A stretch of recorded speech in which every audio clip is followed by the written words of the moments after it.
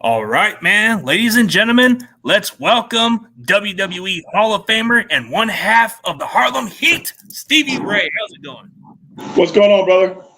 How's it going, bro? Doing very, very well, man. Very, very well. Sitting here in my dungeon doing a little work, man, but it's all good. It's all good, man. Tell everybody where they can find your social media platform. Oh, the real Stevie Ray on Instagram, Twitter, Facebook, Stevie Ray Athlete on Facebook. I'm all over the place, man. You can easily find me all over the place. Yeah, even your channel. I watch your channel every now and then, Stevie Ray TV. I like how you got some good guesses on your show. Yeah, they also can find me on Stevie Ray TV on Twitch and Stevie Ray TV on YouTube. I appreciate that. Yeah, I like some of your quality guests. I saw the one with Ryback and quite a few other good ones, man. Oh, yeah. I still got people hitting me up about the Ryback thing and asking me about, him and my brother, and I'm like, hey, brother, Ryback got a channel. My brother's got a channel. Go talk to them. Yeah, go talk to them. Keep you out of it. Yeah, I mean, I'm friends with Ryback, whatever problems. He came on the show and he talked about the situation with my brother. So, they're both, like I tell people, those are grown men. If you want me to start bloviating about, bullshit that grown men do and get into Twitter wars and Instagram wars and Facebook wars like little kids do in high school, you can count me out, brother. I ain't built that way. Yeah, for sure. But talk about like how you started in the wrestling business, man. I mean, we got in the wrestling business back in 1989. Ivan Putski was worked out at the gym that we worked out at, and he told us that he was opening up a wrestling school, and we went to his school, and just to try it out. You know what I'm saying? We never had any inspirations. People ask me that all the time, man. Who was your inspiration growing up as a wrestler? I never had any inspirations as being a professional wrestler. That was just something I wanted to try out, and because I was an active person. So, we thought it'd be fun, to do some stuff locally, so on and so forth. And that's what we did, and the rest is history. We never set out to be a tag team or nothing. My brother just did it because I did it. He felt left out. So he was like, okay, you're going to try it, I'll try it. That's how the whole thing started. Yeah. And the rest is history. Yeah, you guys became one of the greatest tag teams in WCW history. Your feuds with the Steiner brothers and quite a few good tag team rivalries, man. You guys had some really good classic matches. Yeah, in the 90s, man, the tag team scene became, a big part of the professional wrestling again because, the tag team scene was big in the 80s and then it died out, because you had so many teams in the 80s. That's when tag teams really became an intricate part of professional wrestling in the 80s because of, people started specializing in tag teams. So the 80s was just a good time to watch tag teams, man. And then all of a sudden, all of that kind of died out in the late 80s, early 90s. And then, when we came back in, we like I said, we never aspired to be a tag team or anything like that. It just kind of like happened because of someone else's idea. So once that happened, we was like, well, we're going to try to be the best back tag team we could possibly be.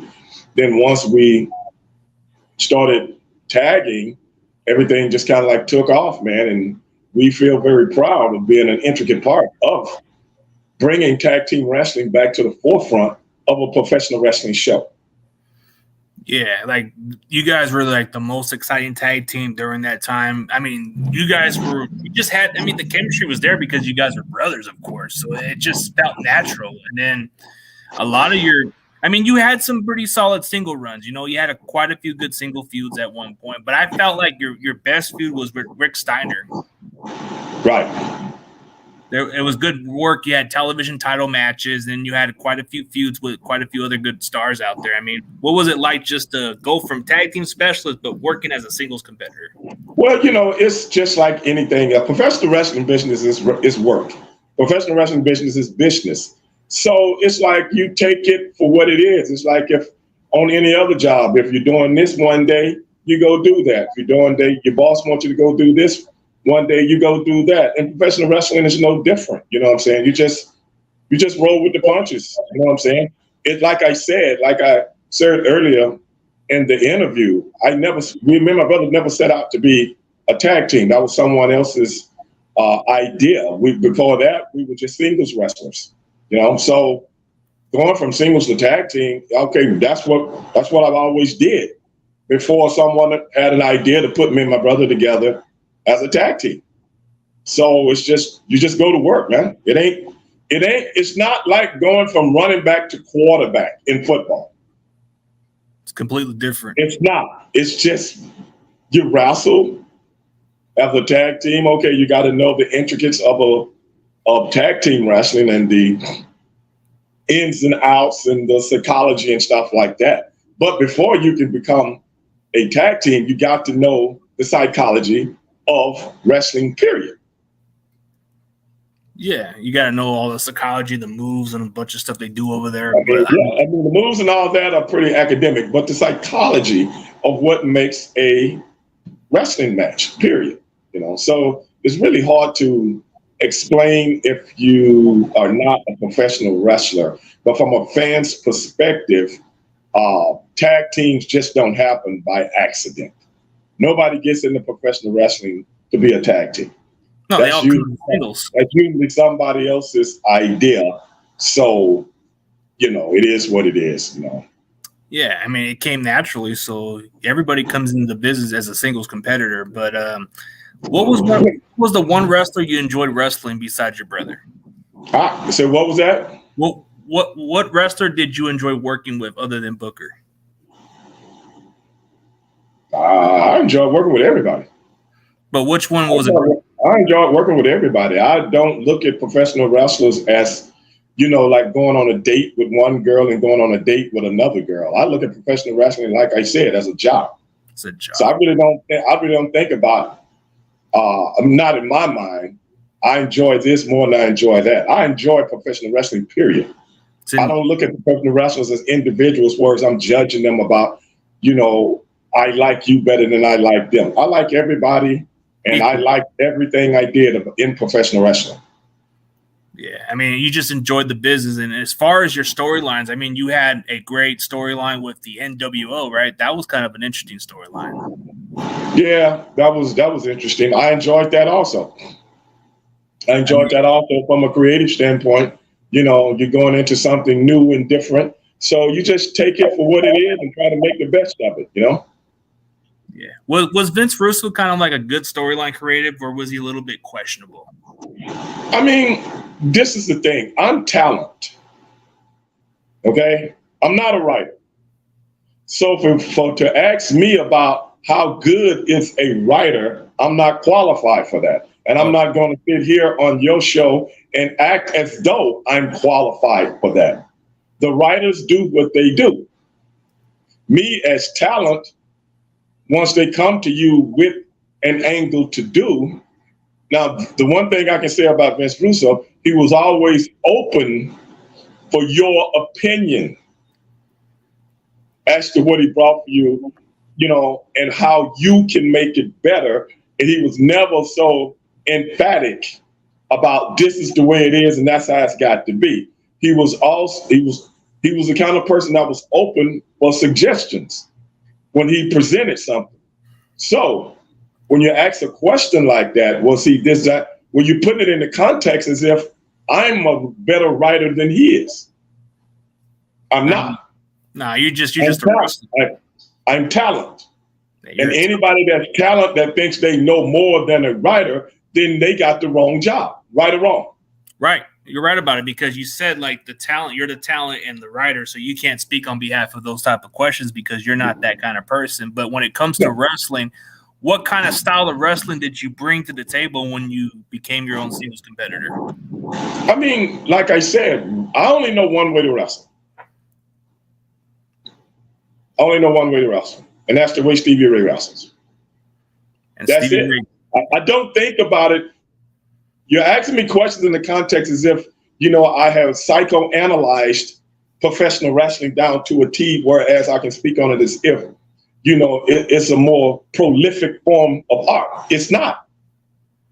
if that makes sense to you. And I know a lot of people, you might ask these questions and they will say something else. But I don't look at professional wrestling like that. I look at professional wrestling totally inverted than how a lot of other people look at it. Professional wrestling is you are what you are and you do what you do. Is some people, the fans are subjective. Some people like this person more than that person. Some people like this person's wrestling style more than they like this wrestling style. But at the end of the day, you can only do what you can do because we're all characters, and you get better from a characteristic standpoint. Sometimes you get better as an athletic standpoint. It all depends on if you're given that opportunity or not. So those kind of questions I can't answer point blank. I can't. Okay. And with all due respect, I won't. Because in essence, to me, it's disrespecting the business. Understandable. That's something I'll never do.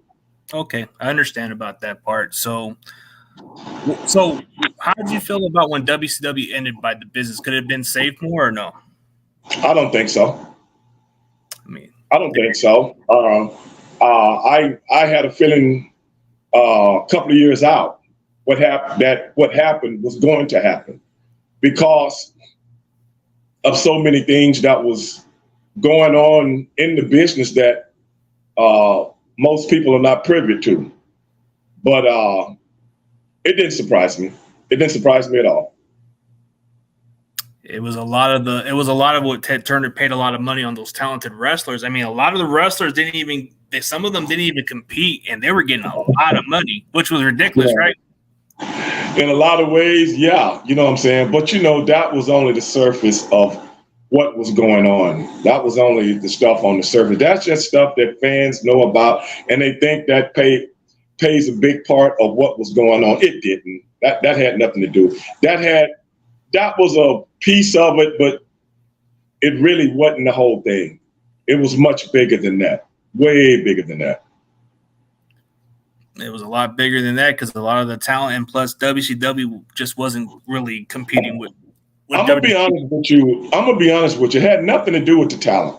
Like I said, that is what people read in the cheat sheets and a lot of the bluster and bloviating that goes on behind the scenes that fans actually think they're privy to, but they're not. That has not.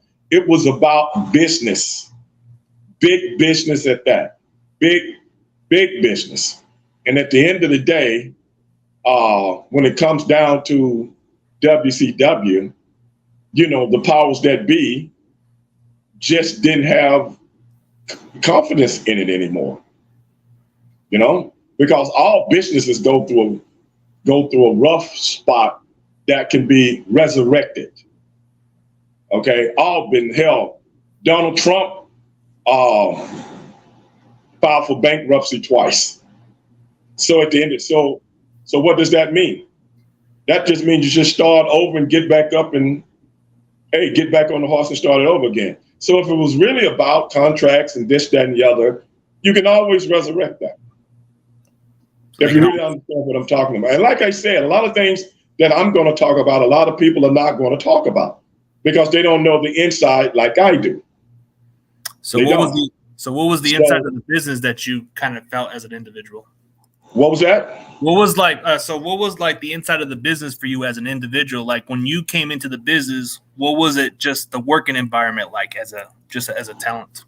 I mean, it's just like anything else, man. You come in and you just have to get immaculated with, your surroundings, and you have to get immaculated with what's going on because of all the different personalities and egos and things of that nature. And you just do what you do. I don't really sweat the world. I give a shit about my world, if that makes sense. Yeah, I mean, it's all about. I had my own business before I got in the wrestling business. Okay, I was successful in my business before I got in the wrestling business. So I'm not some guy straight out of high school or college or working on a regular job, and then he got in the wrestling business and don't know what's what. I had already been around before I ever got in the wrestling business. So I looked at the wrestling business as business, not as playtime or buddy time or I'm trying to fit into like a new kid in a school. I come in to work and make my money. All that other bull crap, I don't give a shit about. You just that's why you don't. That's why you don't see me doing shoot interviews about a bunch of bullshit that happened to me in the wrestling business. So you're like a lot of these other guys. That's why you don't see me at every autograph sign and trying to pick up a couple of bucks here and there because I'm starving to death. Okay, that's why. Because at the end of the day, wrestling was business to me. I'm not going to go beg a Vince McMahon to pay my mortgage or to pay my motorcycle note and different things like that because he wants you to come up and take a pay cut, this, that, and the other. I'm not going to do that. And I didn't do it. So professional wrestling to me is nothing but business. I was a hustler before I got into business. I'm a hustler after the business, if that makes sense. And like I say, a lot of times when people interview me, I say a lot of things that they've never heard before. But that's me, bro. I like the realist person, man. Like out of all the other wrestlers, it seems like you're the more outspoken. And you know, when it comes to wrestling, what is professional wrestling lacking in today's wrestling, like that you felt when you were back then? You know, what needs to get better? Professional wrestling is what it is. What needs to get better? I think it's very good. What's wrong with it? I mean, now you hear a lot of people talking about they need to bring this back and they need to bring that back. Why? If the world is changing, everything changes. So it changes a lot. Like, you know, it evolves differently. So different style of wrestling, but a lot of these old school fans are just not accustomed to that type of style of wrestling. You see a lot. That's the thing. Then at the end of the day, then they need to go watch something else. Okay. I mean, so, why would you be with a woman that you don't understand? And every day you come home, she makes you uncomfortable. And she talks to you crazy. And she doesn't do what a woman is supposed to do from a wifely duties and things like that. Why would you be with her? Because you love her? Because you love her that much? Well, let me tell you something about love. That's falling in love and that's falling out of love. At the end of the day, you do what makes you happy. Yeah, if she's not if professional wrestling doesn't make a person happy because they are looking for what used to be. Just like your wife, she started out cool as hell. 10 years later, she ain't cool as hell no more. It's because they lost interest of her, I guess. That's what happens. Sometimes you get bored out of it, like, you know. Sometimes the world changes and people adapt and change with it. Sometimes people refuse to ever want to change or up their standards or whatever your resume is lately. Because you always got to update your resume. And get better. If you're looking for yesterday to come back, I grew up at a time where a running back in the NFL was a somebody. Now we look at the Saquon Barkleys of the world, didn't want to get paid. The Dalvin Cooks of the world, nobody wants to pay him. Okay, the Ezekiel Elliott's of the world. These are Pro Bowl people that have led the league in rushing, and now you're a jabroni. Yeah, they're devalued. So let me ask you something. Is that fair? No, or I can sit here and say, like I just said, when I grew up, a running back, 1,000-yard running back, everybody wanted him. You see what I'm saying? Yeah, now, do you see people in football saying, what's wrong with football? Do you hear anybody saying that? No, they just look at it that is the evolution of how things go, and ain't nothing you can do about it. Yeah, like most running backs in today's NFL, you got to catch the ball at the backfield. You got to have those valuable skill sets. I mean, that's why. But I'm not just talking about the skill set. I'm talking about how the league values them. Oh yeah, they're very less. So let's not get it miscued. And what I'm using that is an analogy as to how, when people ask the question that you just asked me, as to how can you make professional wrestling better? What I'm saying to you is, to today's fan, it's nothing wrong with it. To yesterday's fan, everything's wrong with it. Okay. See what I'm saying?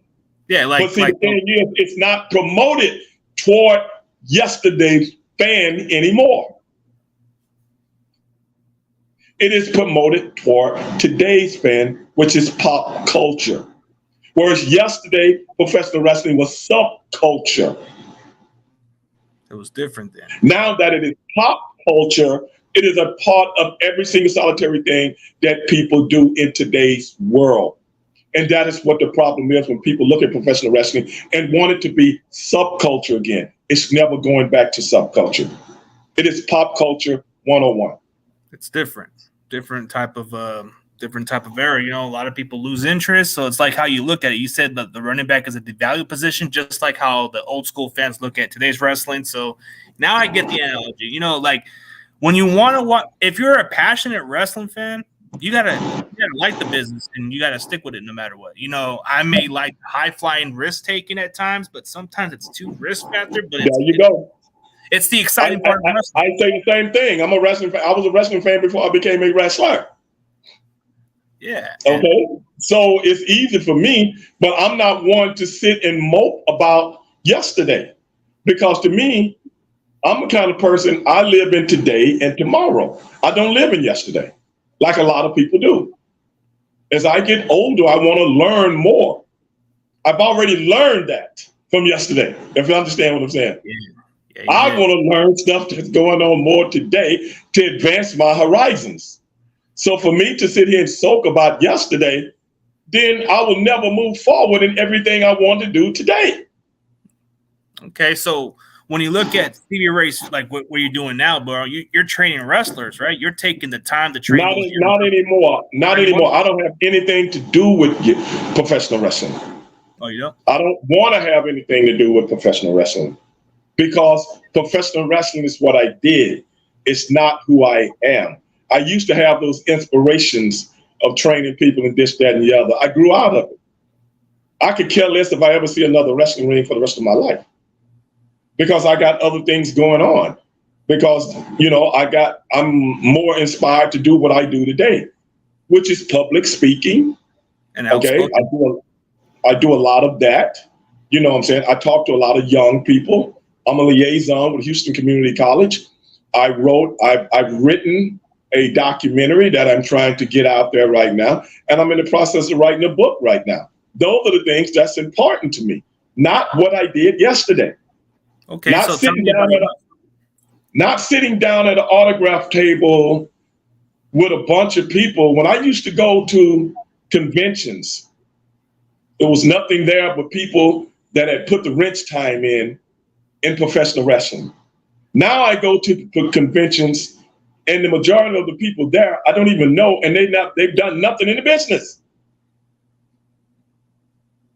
Yeah, a lot of so them. Why would I want to be sitting around at a table, you know, earning a couple of bucks, other than to go and see the, you know, my contemporaries and stuff like that? It's a waste of time to me, because my time I like to invest in doing something more conducive. But you asked me about my book. My book is about how I'm illustrating how everything in pop culture has stolen from professional wrestling. Interesting. I mean, pop culture is way different than what you said, subculture. There's a difference of what so you got, I mean, you're doing more of a speaking of it. So I like to learn more about the book. Well, that's what I'm saying. I'm illustrating how everything in pop culture has stolen from professional wrestling that used to be subculture. But now, since professional wrestling, you know, people back in the day wouldn't even admit that they watched professional wrestling. But if you look at everything in pop culture, from Twitter wars to Twitter beefs to this MC, back in the day, MCs in hip hop used to have battles, rap battles. Okay? And if you was a good rapper, that means you was a guy on top, the way you know how to spit. But what did pop culture do and record labels do? They take a lot of young people, throw a lot of money at them, and now it's a beef now where somebody dies. It's pointless with but some. But who gives a shit about the guy that's dead? Nobody. But who gets all the money? The very people that put you up to do it. Yeah, those people. So in essence, when you look at something like that, that is pro wrestling. That has gone to another level. So young people start to buy in this twisted, upside down mentality. But at the end of the day, who makes all the money? Not the talent. No, so when you take a professional wrestling mentality, well, two people are beefing with each other, this, that, and the other. It's all for entertainment value. Now, everything in pop culture has taken from what we do as pro wrestlers and what we do in pro wrestling and put it toward their genre and made millions, if not billions of dollars, but wasn't even man enough or business enough to stick your hand out and say, thank you for giving me, the rights to do this, Jerry Springer. Thanks for giving me the right to do this, Maury Povich. Thanks for giving me the right to do this, ESPN with Stephen A. Smith and some of these other guys and the Skip Baylesses and this, that, and the other, everybody. You see what I'm saying? Yeah, those guys. But everybody robs from what we've created as professional wrestling. Wouldn't even admit that you watch professional wrestling like you was somebody gay and you was in the closet. No disrespect toward gay people or this, that, and the other, but a lot of people back in the day wouldn't come out of the closet as gay because they felt as though they would be banished and ostracized by their friends. And that's the way the same people felt about pro wrestling. If I admit that I watch pro wrestling, people gonna say, oh, you watch that fake stuff? But at the end of the day, the ultimate form of entertainment is professional wrestling, and that's what everything in pop culture has turned into, all the way up to the president of the United States of America. So that's what my book is about. Yeah, there's a lot with the pop culture of wrestling. Like you see a lot of these segments with Stephen A. Smith where they're talking smack. That does got to do with wrestling. Like you see how your brother talks on the mic. He calls everybody a sucker, does this. He gets the punchlines right there. What I'm talking about is professional wrestling as a business. As a business. What I'm talking about is professional wrestling as a business. And what does it do as a business? It gives people theater. Yep. Acting. Professional wrestling gives people theater and an outlet. So that is what you see in everything nowadays is theater. Yeah. A lot of these sports talk shows go at each other like a little trash talk level. That does have a little bit to do with wrestling. No, it has a lot to do with wrestling. Yeah. A lot. Does. Sports in general, how sports is conveyed to the public today is pro wrestling. Yeah. When you talk about this quarterback better than that quarterback. Like I said, I'm taking this from an informational standpoint from when I grew up, and I've always studied sports, not just football, baseball, basketball, whatever. I'm talking about auto racing. Auto racing. Back in the day, a Dale Earnhardt against a young Jeff Gordon. That is pro wrestling. Because you got the young lion trying to take down the old lion. Floyd Mayweather, Money Mayweather, that is professional wrestling. Okay? Yep. That's the $1 Million Man, okay, in the boxing world. Okay? He's walking around with, he's got $250,000 in a suitcase and he's walking around with it. Who's dumb enough to believe something like that? The people that's already conditioned for it. You see what I'm saying? It's a hype like a wrestling. Like you see with Mayweather, he's all hype. Where does it come from? Pro wrestling. Yeah. Pro wrestling. Like you see UFC, you see a lot of Conor McGregor doing a bunch of wrestling stuff, man. This stuff. Okay. Yeah. Now you see what I'm talking about. Yeah. The talking. So when you ask me about my book, that is what it's going to be about. I gotta get me. And I will show many, many examples. All right, show me. Because a lot of it is real, funny, but a lot of it is dead serious.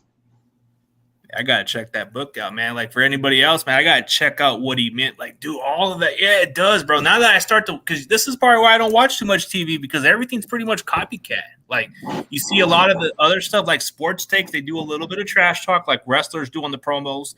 You see a lot of the UFC hype and the boxing hype. Maybe that's why I only just watch professional wrestling. I don't care for the rest because everything's too much copycat. But like I said, everything on television is pro wrestling. The news, the 5 o'clock news, that's pro wrestling. They're conditioning you for something. Everything starts here. Everything. And once you get this, you got them and you got their wallets or their purses. That is pro wrestling. That is. And like I said, excuse me? Because they're buying into it because the way they talk into it. Like, come on, that's a product. Pro wrestling, when you were watching pro wrestling back then, was that a product that everybody wanted to watch? Yes. And they're trying to implement. There you go. I get it. Like I say, all the way. Huh? Like even with rap, when they do trash talking, that does implement pro wrestling. Yeah. Everything. Yeah. Everything that you see now, that different things that popping up over your phone, is clickbait. It's pro wrestling. Something pop up over your phone. So and so is so and so. And you look at it, if you got any kind of state of mind, a legitimate state of mind, you go, that's news? Why is that news? Because everything is news. It's for clickbait. Because you know somebody gonna buy into it. Clickbait, yep. And you go, man, that was 10 years ago. Why is that not? Oh, because we need something out there. It's to invade your mind with enough bullshit that you don't even know what's real anymore. It's too many damn fake news as far as I'm concerned. Like, it's just when everything is theater. Theater, yep. Everything. Like I said, from politics on down, everything today in pop culture is theater. There's no realism. Even the real stuff is sensationalized. Yeah. To make it seem like I was just having a conversation with a friend of mine at the gym the other day. And we were talking about my book. And I was telling him how politics, us against them, is news. Now it's us against them. Who's in the middle? The people. So if a political party doesn't give a shit about another political party, then how does either political party give a shit about the people? That means you think about your political party first, not the people first. So why were you voted into office? Because people you were voted into office to help the people of your districts. Whether you be congressman, whether you be a mayor, governor, congressman, senator, president. The people should be first.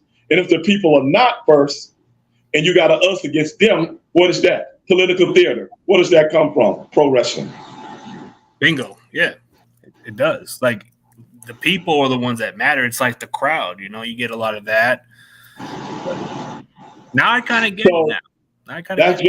That's just a short synopsis of what my book is about. Actually, that's what I was working on right now before I got on with you. I know. I probably need to. That's okay. I usually do my writing this time of day anyway.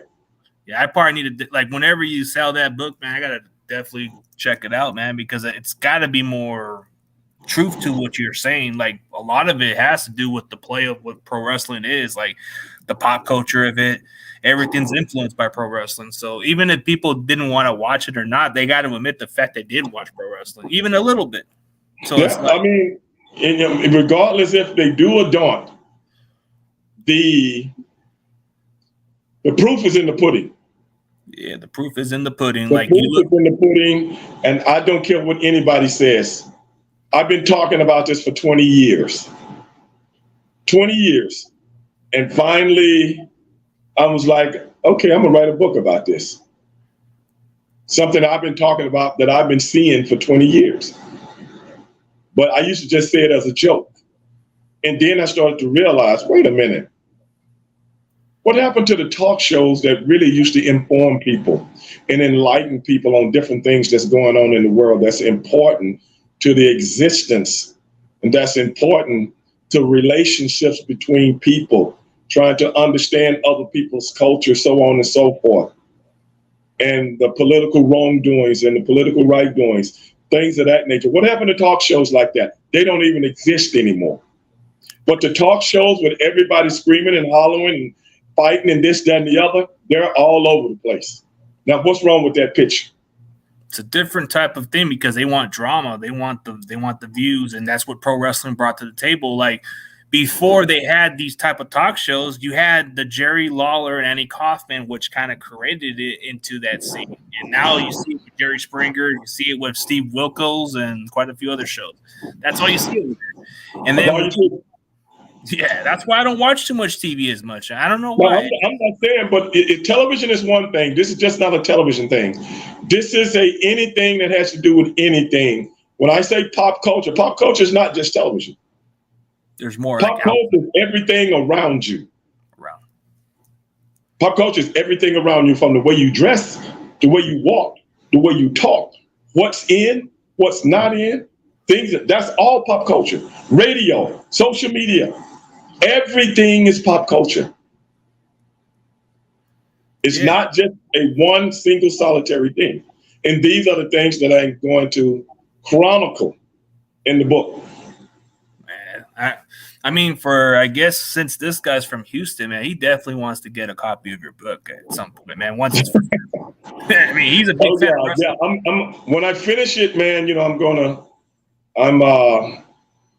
there's a lot of controversial stuff in it that's really going to piss a lot of people off, and it's going to ruffle a lot of feathers. But that's what I want to do. I want to ruffle feathers. I want people to switch off. Huh? I like the realist people, the ones that I like those type of people who don't hide who they are. Something that speaks out and be like you're going to ruffle people, and you don't give a shit. You don't give a shit. You're just being yourself. Well, in essence, I'm not trying to be malicious. No, you're not. If I ruffle a feather, I did it. I want to engage in dialogue because I'm trying to make you see something that maybe you don't see from another perspective or another point of view. That's all I'm trying to do. I'm not trying to mess with anyone just for the hell of it. Nah, just to give them the truth. Give them the truth of what they're not seeing. Yeah, you're just that outspoken guy. Like, I guess in a way, it would be better to have more people who would speak the truth and tell you what you need to see than to be blind and not see what you're seeing. That's just different. And I tell people, just like the interview we're doing today, I'm not a go along to get along guy. I never have been, and I never will be.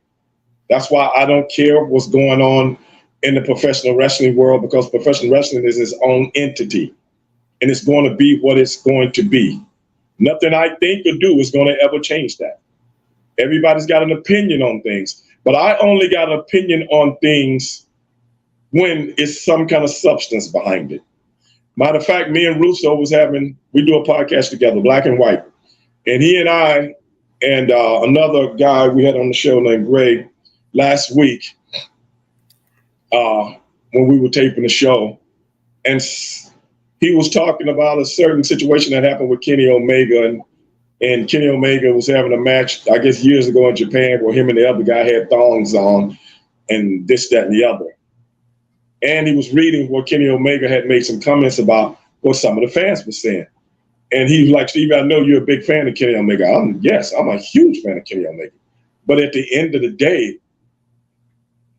I can understand what Kenny Omega is saying from a wrestler's point of view. Even though him and Gray didn't agree with him, I said I agree with him from a wrestler's entertainer point of view, because when you become a professional wrestler, I said, I remember when me and my brother made a conscious decision not to let the powers that be put us in a box like every other African American that they came across. because a lot of these guys that are running things in the professional wrestling business, the only African Americans they know are the people in the professional wrestling business. Yeah. So in essence, you don't know my culture. You know of it, but you don't know it. And you're too big of a coward to ask about it. And that's understandable because you don't want to ruffle feathers. So in essence, everything that you saw as it pertained to professional wrestling in Harlem Heat, in professional wrestling, came from me and my brother's idea. None of that came from the office. It came from So in essence, we have to structure what we want to portray in front of this camera. Because if we listen to the powers that be, we will be just like everybody else that was of African American ilk that you're comfortable with. Now, that might be hard for you to understand because you're not where I'm from and you haven't seen what I've seen and you haven't been what I've been. But you have to understand it though. That's the only way it works. That's the only way it works. If it don't work, we just some Johnny-come-latelys like everybody else. We just like the Junkyard Dog. We just like Butch Reed, who I love dearly. But, you know, all these guys are Ernie Ladd or whoever. Like, this, that, not Run so much, but guys that were just African-American guys within the ilk of a lot of Caucasian people in this game of which we call professional wrestling. Now, what I'm saying might piss a lot of people off, but it's pissing a lot of people off because you don't understand it. And when people don't understand something, they're inherently don't want to try to understand because it ain't got nothing to do with you. But I don't care. And me and my brother didn't care. That is one thing about Harlem Heat, one thing about entertainment business of which we know about is your persona and your presentation. That is first and foremost. We designed our own uniforms because we didn't want to be like anybody else that had ever wrestled before in uniforms like that. See what I'm saying? Yeah. And that is why we had 25 different colors. Yeah, the flames. Because we wanted people to see us in a different light every time we came out to a pay-per-view. We want people to say, what color are they going to wear tonight? It was a guessing game, so you guys had different styles. No, it's not a guessing game. It's not a guessing game. It's a guessing game to you because you don't understand what I'm saying. No disrespect. It's not a guessing game. It's everything was done precisely the way we want it. You see what I'm saying? It might be a guessing game to the fan as, you know, what color they're going to wear out. But the thing is, that is the lure. That is the luring factor because if you know anything about concerts, I used to work a lot of concerts when I had my own security company. We used to work a lot of concerts. And the thing about different bands or groups, they never wore the same thing twice.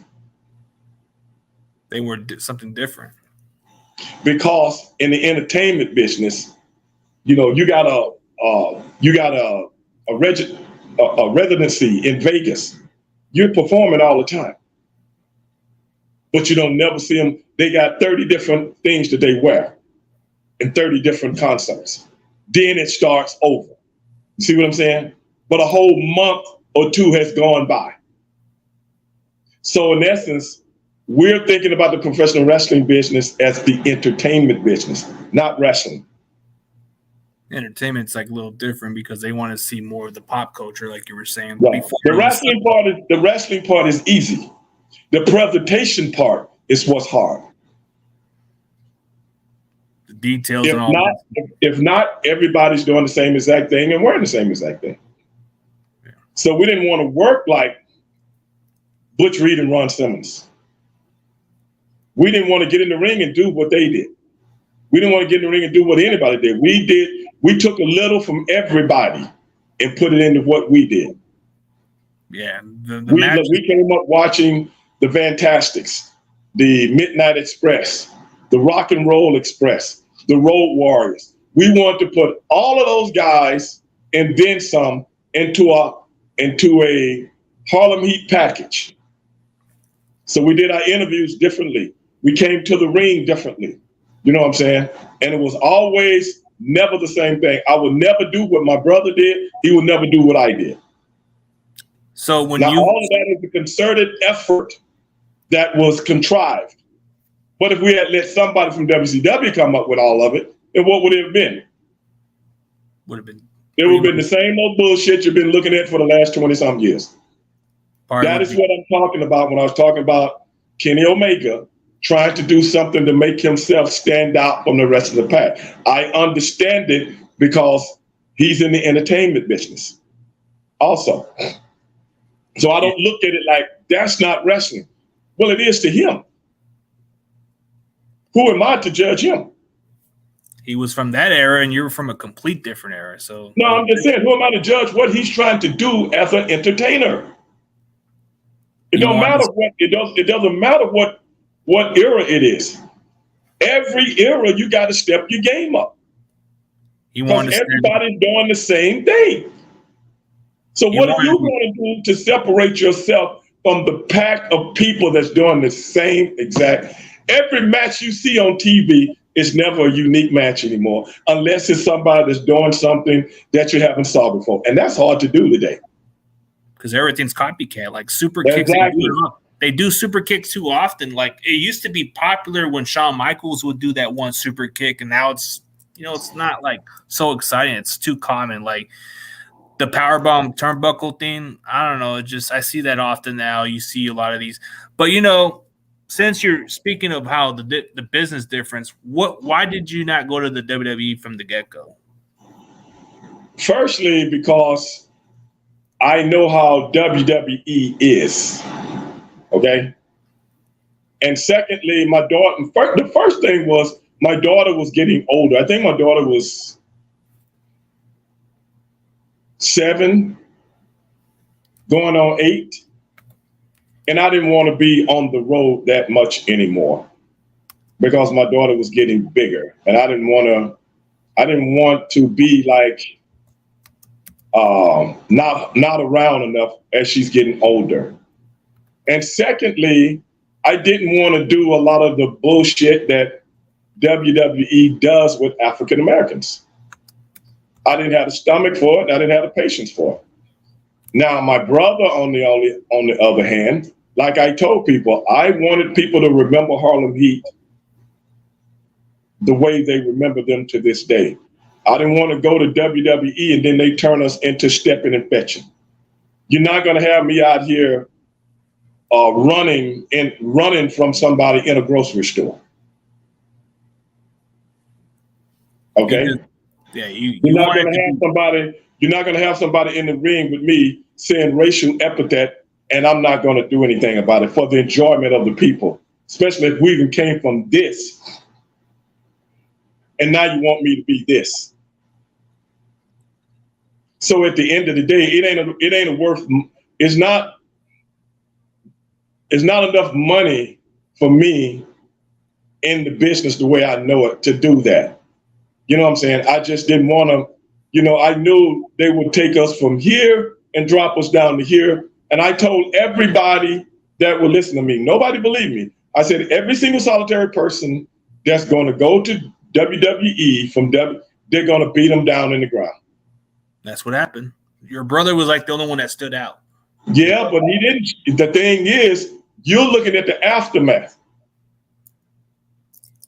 You're not looking at everything he went through before he became the standout. I mean, he had to take a low pay, but he had to elevate himself. I'm not talking about the pay. This is what I'm talking about when people that are fans such as yourself, no disrespect, you think you know what you're talking about, but you don't. I'm not trying to disrespect you or anything like that. I'm just letting you know how this business works, from behind the scenes. Okay. This ain't a money thing. You know what I'm saying? It ain't a money thing. Got to do with the politics. At the end of the day, I'm just talking about the way he was treated. The way he was treated. You know what I'm saying? Everybody look at now you the WCW heavyweight champion. Okay? When the merger took place, right? Yeah, the top of the championship in WCW. Okay. But was he treated like that when he came over? No.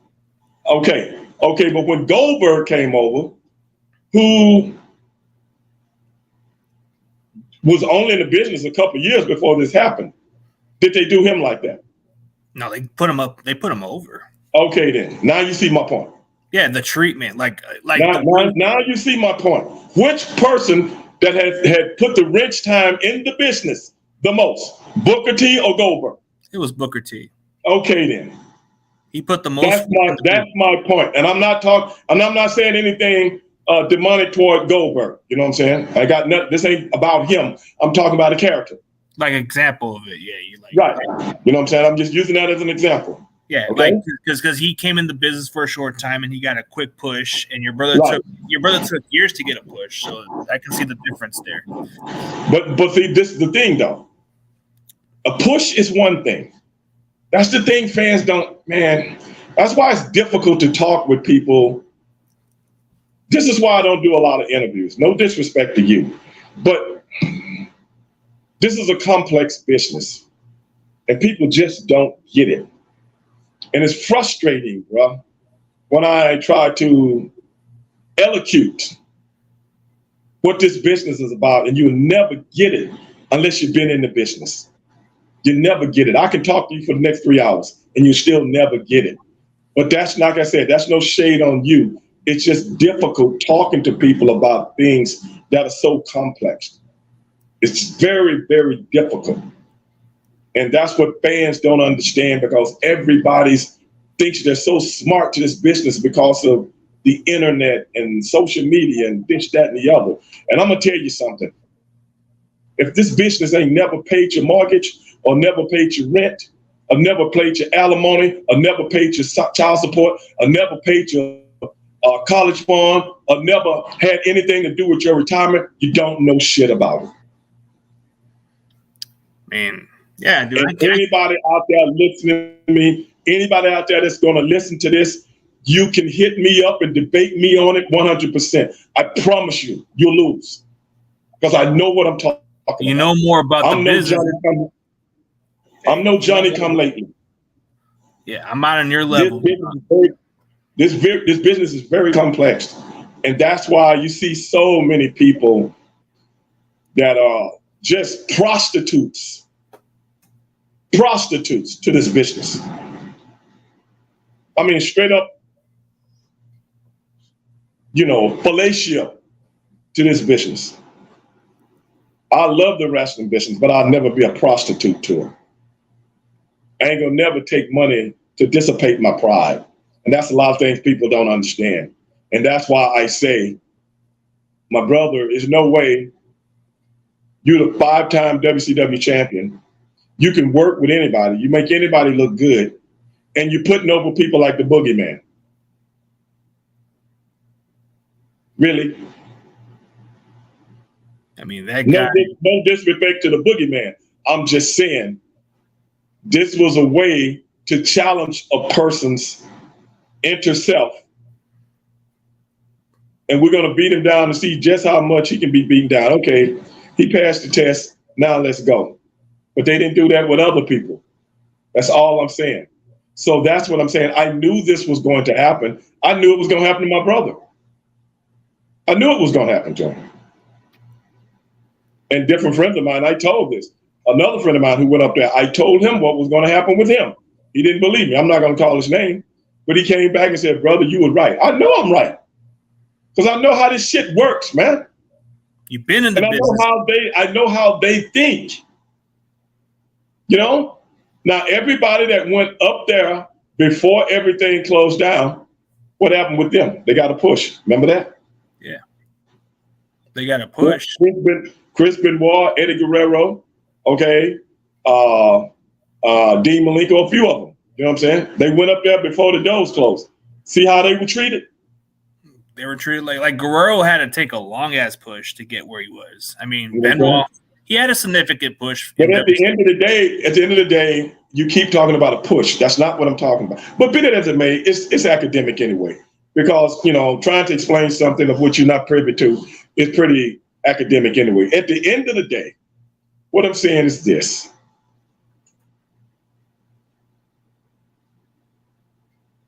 You asked me why I didn't go there. We'll leave it at that. That's why. Okay. Hopefully that answers your question. All right. Just got a lot to do with the bullshit storylines and a bunch of dumb stuff. Like I said, we'll leave it at that. Okay. So do you really feel about the reality of wrestling? Do you think it has a lot of good talent? I had Zillify too on my show. Like, oh, good talent everywhere, bro. Yeah. Zilla's got a bright future. I like the kid. I had him on. Yeah, good talent all over the place down there. Whether they'll ever go anywhere or not, I have no idea. I mean, it's just got potential, like a lot of talent. I can see why Booker T made that promotion, man. Like, he goes to a lot of those shows a lot, so he's a big fan of it. Yeah, that's true. Yeah, I mean, as far as all the interviews do, I think you're probably like the most outspoken out of everybody else, and I take it as a respect because at least you are giving me knowledge and you're putting me in my place when I need to do it. So I don't want to take it like a disrespect out of you. I don't want to. Oh no, I'm quite sure you're not. That's why I'm trying to explain things the way I do, and I'm not so much as outspoken. I just tell the truth, like it is. I just tell it like it is, man, and I'm not gonna sugarcoat it. I respect it. And I'm not going to sugarcoat it, not for anybody. And that's why I'm writing a book. And that's why I'm doing a lot of the other things I do. At the end of the day, I see things for what they are. I see professional wrestling for what it is. It is what it is. And I'm not a hypocrite, man. I'm not going to be a hypocrite and start saying all kind of demonic things about professional wrestling and they need to do this and they need to do that. And I let all the fans talk about that. Because when I talk about it, I'm going to talk about it real. And at the end of the day, nothing happens by osmosis. Someone's behind it. And that's the way things go. That's the way it goes. I mean, that's just how the business goes. I mean, like you say, you don't have no control of it because you're doing something else. So it's the least of your concern, like you said. I mean, it's can you hear me? Yeah, I can hear you, but I guess your screen was like. Hold on a second. Let me try to pull it back up.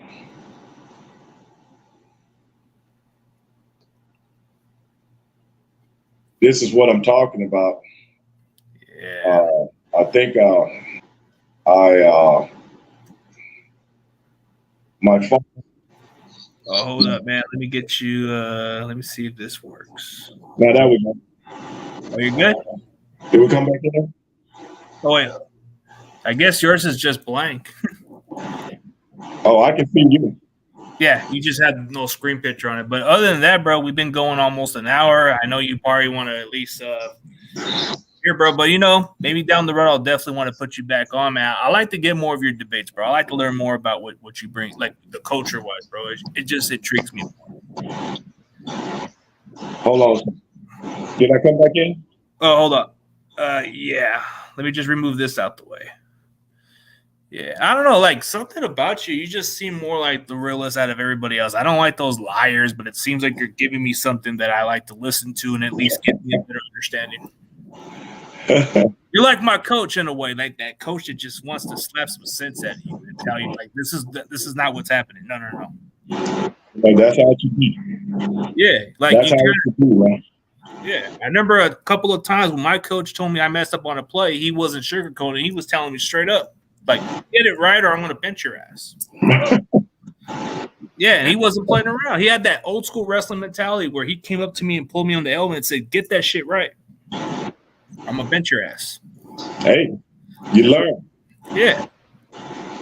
And, there's just not a lot of these. I can see why you don't do a lot of interviews because you feel like it's just sometimes not worth the time at times. But I do kind of respect why you feel that way. And you have a really good podcast. I mean, you have a lot of – you talk more besides wrestling. You talk a lot of different stuff. You talk pop culture. You talk political. So I can see why it's different in your perspective. Oh, yeah. It's only so much wrestling you can talk about. And when I talk about it, I like to talk about it in a fun way, not some of these people like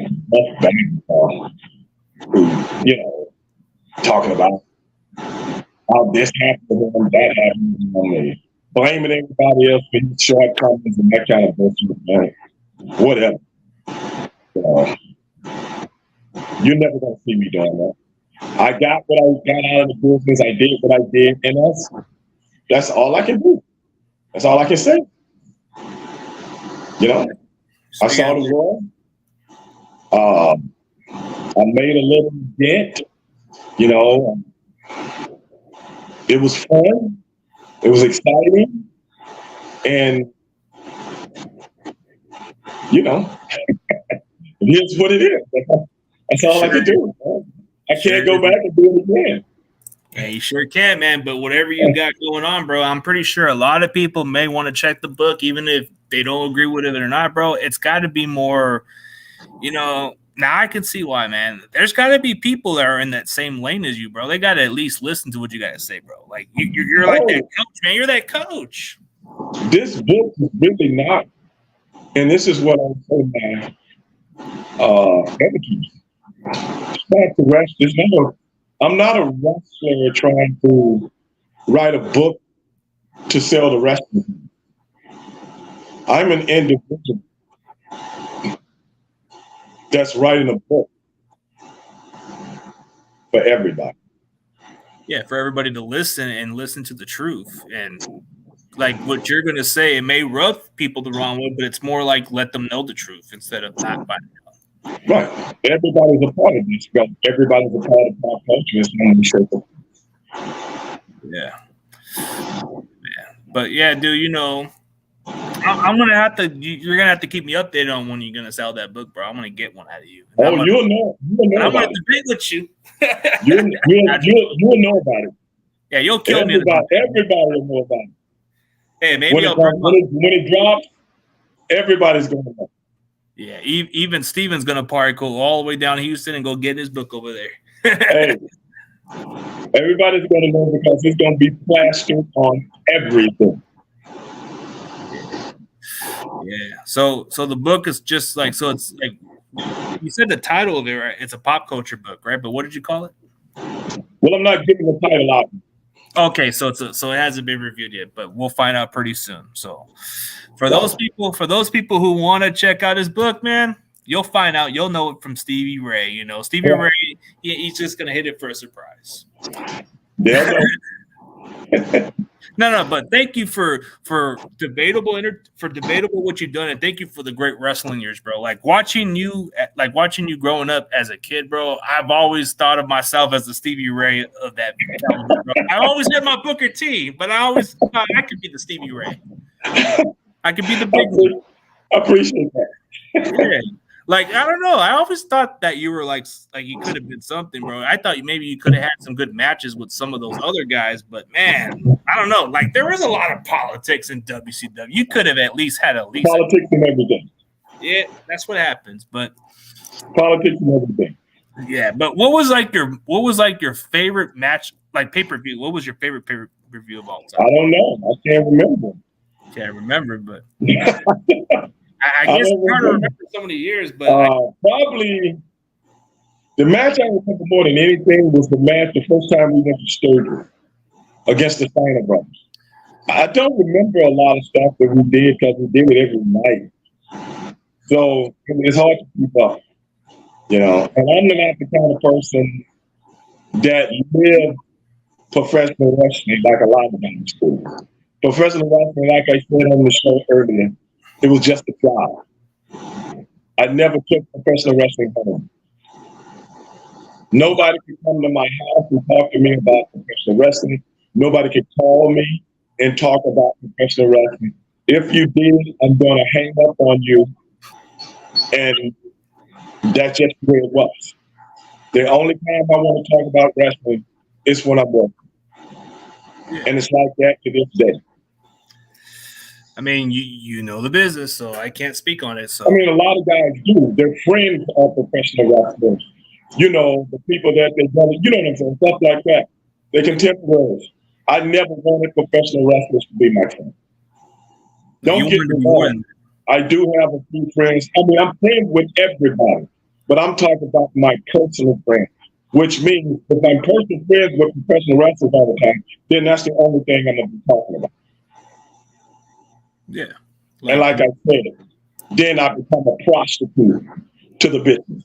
What you don't want to be. And I know a lot of people don't understand what I'm talking about when I say that. But no, I don't give fellatio for business. The business was a tool for me to make money, send my daughter to college, start me a trust fund, start me a retirement fund, and get the fuck out of it. That's all I care about. Yeah. That's You were just a guy that did a job and just didn't care, just did what you had to do. But you're not going to have me, getting gray hair over what's going on in the business that I have no control over. That's facts. You don't have nothing to do with it, so it's pretty much like out of your question. So I'm still around it. I'm still a WWE.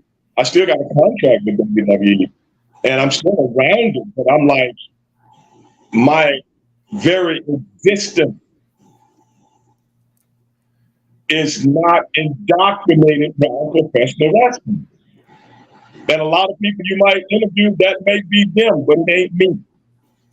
Because I got more to offer to the world than thinking about what's going on in the professional wrestling world. That's what happens, man. Like, there's more. I'm about me. You're about yourself. I got to take care of me and mine. So I don't really sweat stuff. I can't, for me to sit up and have conversations with people come to me all the time, hey man, I don't really like it today, man. What do you think about this? I don't know. That's what I tell them. I'm not going to get into a conversation with you. I don't even know you. And then I had this conversation about something that don't make sense to anybody. So I don't even engage in it. I mean, you're straightforward to what you got to say, man. Like, if you feel like it's not need to be answered, you just don't even bother with it. I can respect it, man. I can respect that. I see guys in the gym that know me, that know who I am and stuff like that. They're going to come up and I don't know how many of them. Well, not these days, because most people know me in the gym now, but before they knew me. Hey man, I was watching this and that. What's this like and that? Brother, I don't know. Go get on the internet, you'll find out. Man. I'm trying to work out right now, if you don't mind. Oh, I'm sorry. I'm in the gym to get a workout in and I got to get the hell out of it. But I'm not going to give you a forecast and wreck my workout and my psyche over, I don't do it. You just like to be left alone like everybody else, but you feel like we can talk, but we're not going to talk about no pro wrestling. So keep it whatever other topics. So you can talk football, right? We can talk football, whatever you want. Whatever. But we ain't talking about pro wrestling. Yeah. Okay. I guess pro wrestling. I'm just getting beat by you then. All right. I'm getting like beat off of it. Because it means nothing. You know what I'm saying? So if you're asking me about the game last night against between the Cowboys and the Steelers, and if I watched it, okay, I give you my assessment. Hey man, it's a good game. This one, the other, blah, blah, blah. But if you ask me what happened on the pay-per-view that I didn't even watch, and I wasn't even aware it was on, what you want me to do? You're not going to answer that question because you didn't even see it. So I didn't see it. It's obvious, yeah. Actually, I did have Levon Kirkland on, which he was a big time Steelers linebacker. Man, that dude was a good show. I remember Levon Kirkland, number 99. Yeah, I had him on. I had Lincoln Kennedy on, which was football, different perspective, and then even this actor who could have been a pro wrestling, Matthew Willing, could have been something. Man, I know that name. Yeah, he was like kind of like a big, tall, 6'8". He was playing for the Atlanta Falcons because I think he was getting a tryout like for WCW, but he said, nah, he's not even interested in it. Yeah, it ain't everybody, bro. Oh yeah, like I guess it looks easy, but I know a whole bunch of people from other sports that tried it and go, hey, man, didn't know it was this tough. It's pretty tough. Yeah, for that transition, yeah, but to have that background of playing professional football, it kind of gives you a different mentality. Like the way they hit, the way they the way they do their moves is different, but it's a different type of style. Like you had John Cena who did some football backgrounds. His type of style of wrestling was exactly how he did the shoulder tackles and did a bunch of other stuff. And right. I mean, there was a difference of that. But yeah, dude, you know, we've been going on a little more. I know you probably just got some stuff to do, bro. I don't want to hold you up, but bro, I appreciate your time, man. It was a lot of fun. Hopefully down the road we could definitely maybe we could talk some football. I don't want to get on your lane on wrestling, man. I don't want to be put out of my place, man. Oh no. But, I mean, this is what you do. I just try to illustrate and eloquent how it really is. That's all. No worries, And man. some people got the stomach for it and some people don't. But what can I do? I can deal with it, man. Like I've seen some other interviews where it kind of went like that, but you know, I like the realist people, man. The ones that have to give me something to say. I mean, as far as all that, man. Everybody else who's not familiar with Stevie Ray, man, go check out his platform. He has an awesome YouTube channel, which is Stevie Ray TV, man. Subscribe to that channel. He talks more besides wrestling, bro. There's a lot of stuff he talks, other politics, other stuff, dude. Like dude, this guy knows what he's talking about. So if y'all ain't watching him, then you don't know what you're talking about.